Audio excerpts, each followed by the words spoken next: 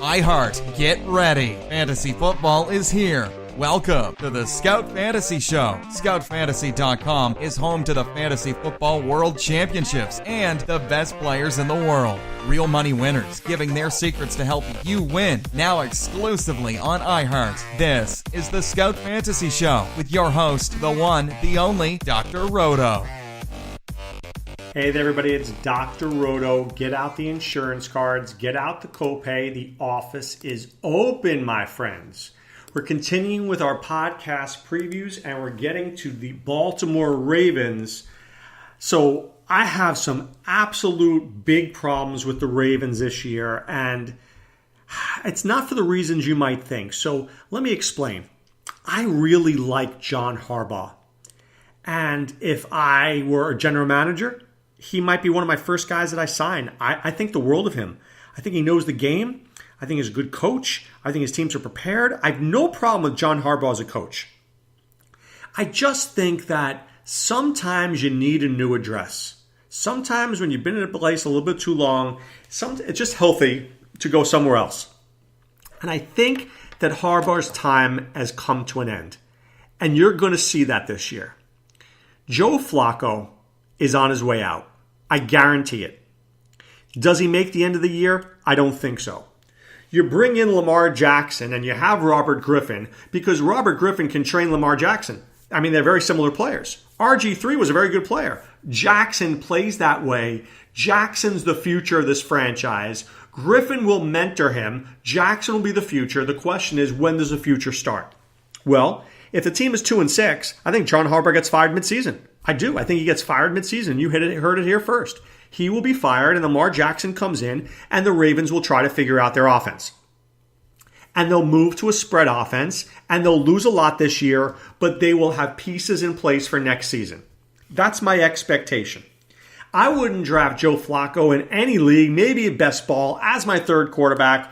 I hate this guy. I mean, I like him in real life. I'm sure he's a nice guy, but I don't like him for fantasy purposes, and that's what this podcast is all about. Alex Collins is a starting running back, and he did a sensational job last year. Now, there were times when Collins played that he didn't catch the football at all. So through week 7, he had 0 receptions. But week 8, 2. Week 9, 1.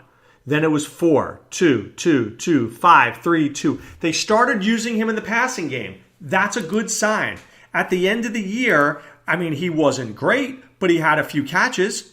Right, he had 23 catches for the season. Maybe he gets us 33 catches this year. I'd be cool with that. I think he's certainly going to run for 1,000 yards, and he's certainly going to run for 10 touchdowns. My biggest problem with Alex Collins is not the player. It's that their offense is so bad, if I'm an opposing defense, I'm sticking 8 men in a box saying, beat me with your arm, Joe Flacco. That's what's going to happen. Buck Allen is the obvious backup here. He's a very good runner, very good receiver, had 46 receptions last year, taking over the Danny Woodhead role. But Buck Allen is not a starter in this league. He is a good complementary running back, but he's not a starter. So when you look at him, don't think of anything more than just, a guy who can help, but he's not a guy that you rely on. I think the interesting player here is Kenneth Dixon.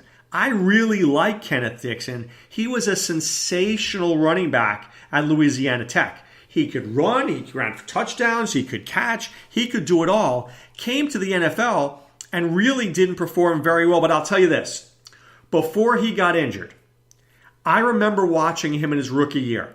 And I'm going to say this, he had a lot of good runs that were called back by holding penalties. And I tell you this because I had Dixon on my team. So I watched him very carefully thinking, how's he going to do? How's he going to do? He'd break off a 12-yard run and then I'd see a flag. I'd be like, you got to be kidding me. He must have lost 30, 40 yards a game on penalties. So I like Kenneth Dixon as like an 18th, 19th, 20th round pick. Very shrewd, very clever. If Collins or Allen gets hurt, boom, Dixon's got an opportunity. All right, I think Michael Crabtree is in real trouble here. I do. I'm not touching this guy with a 20-foot pole. I'm just not. First of all, his hands are lacking for me. And I'll tell you this. When he came out of Texas Tech, man, I loved Michael Crabtree. He made the Red Raiders a really relevant team. He did a sensational job. I loved what I saw out of him. He was big, he was tall, he was strong, he had good hands. But he came to the pros and he just has not been the player that I thought he'd be. He's okay by the red zone, but I don't think he's a third, fourth round pick, and people are taking him that way. I'm going to pass on that. Certainly now with Joe Flacco, certainly in that offense, certainly running new routes, certainly going to be in the cold weather in that division, in that tough division where guys just take brutal hits. I don't really want Michael Crabtree. I don't have much interest in him at all. Now, if Crabtree's there in round 6, I'll take him. End of round 5, maybe. Anything more than like the 10th pick of round 5, I think you can have him. Now, John Brown. He used to be with Arizona. He's now with the Ravens. He's got the sickle cell disease. There was problems there playing in Arizona. He was a good receiver at one time back in 2015, 1,000 yards and 7 touchdowns. He was relevant. Can he get that back now? I don't know. Willie Snead. He was very relevant a couple of years ago. Looked great. 70-some-odd receptions, almost 900 yards, 100 targets for a couple of years in a row. He dropped off the face of the earth. So you're talking about 3 guys, Crabtree, Brown, and Snead, who end up with the Ravens because they have nowhere else to go, and they have some shred of ability. So Ozzie Newsome brings them in and says, hey, look, guys, you didn't suck at one time. Hopefully you can regain your mojo. I don't see it. I don't think in the NFL at 30 years old you regain your mojo. It doesn't happen. Chris Moore, I like the upside here, but he's going to be down on the depth chart. Look, and Brashad Perriman, bust. I could have told you this dude was a bust. I'm telling you, he will end up somewhere, maybe like the Detroit Lions is like their 4th receiver. He just wasn't that good. Brett Perriman was good. Brashad Perriman wasn't that good. I told everybody who drafted this guy at UCF, I used to watch him play. I live down here in Florida. I watch a lot of college football. He never impressed me.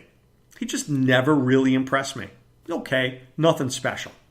So would I draft Crabtree? Yes. Would I grab John Brown? Maybe as my 6th guy. Willie Snead is my 6th guy. I just don't have much interest. I don't trust Flacco. And then, if Lamar Jackson comes in, he's not Deshaun Watson. He's not Russell Wilson. He's a guy who's learning the game. I don't know if they're going to throw the ball more than 12, 15 times a game. I mean, this could be a Tim Tebow type situation. Not that Jackson's not a better athlete. He is. And a better football player. He is. But the Broncos didn't trust Tim Tebow throwing 40 times a game. And I don't think the Ravens are going to trust Jackson to throw 40 times a game. I know that I wouldn't. Tight ends are beginning a little bit of a mess here. Nick Boyle is their starting tight end because he can block. He is a man. This is a big dude, 6'4", 270. He's another offensive lineman. He gets the snaps in this offense because he can block. And sometimes in the NFL, you need another blocker. He's that guy. Now, the Ravens drafted 2 rookie tight ends, the first being Hayden Hurst.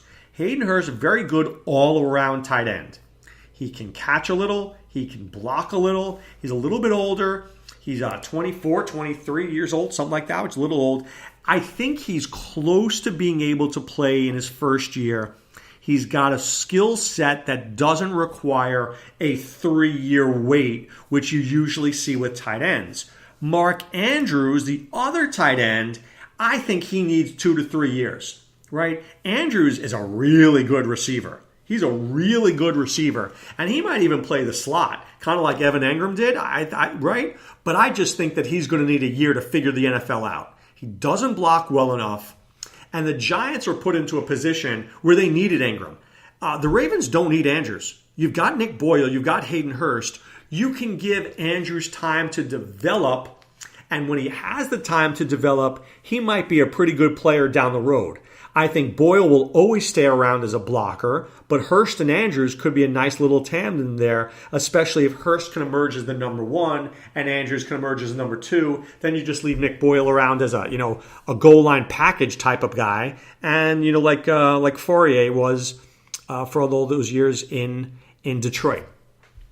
Okay, at special teams, you know that the kicker is Justin Tucker. Look, I won't ever say a bad word about Justin Tucker. This dude can kick. right? He is really good. He gets long distance kicks. The problem is this. I want to introduce you to two very important words in fantasy football.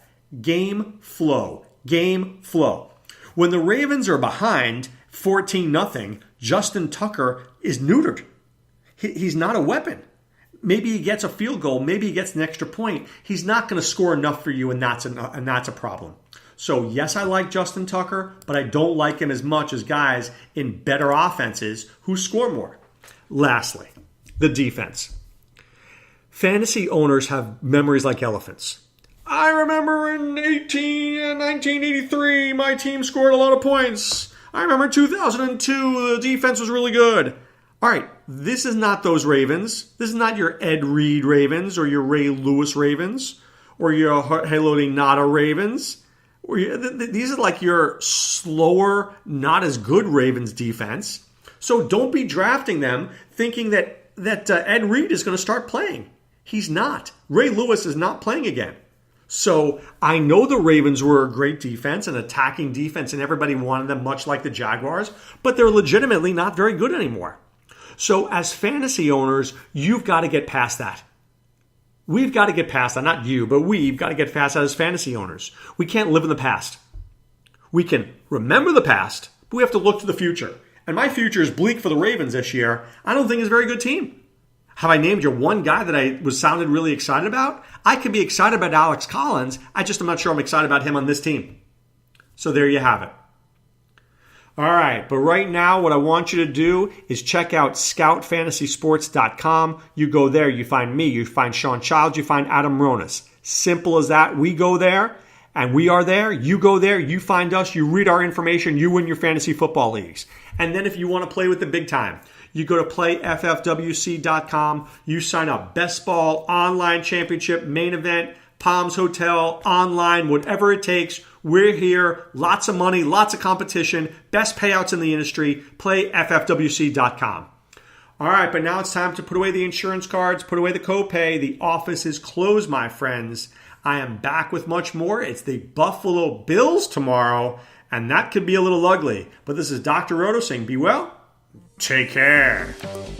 Thanks for listening to the Scout Fantasy Show. There's never been a better time to join the Scout Army. Visit scoutfantasy.com. Use the promo ROTO for 2 months free. And don't forget, fantasy players, please thumbs up the podcast on the iHeart app. See you next time. Go Scouts!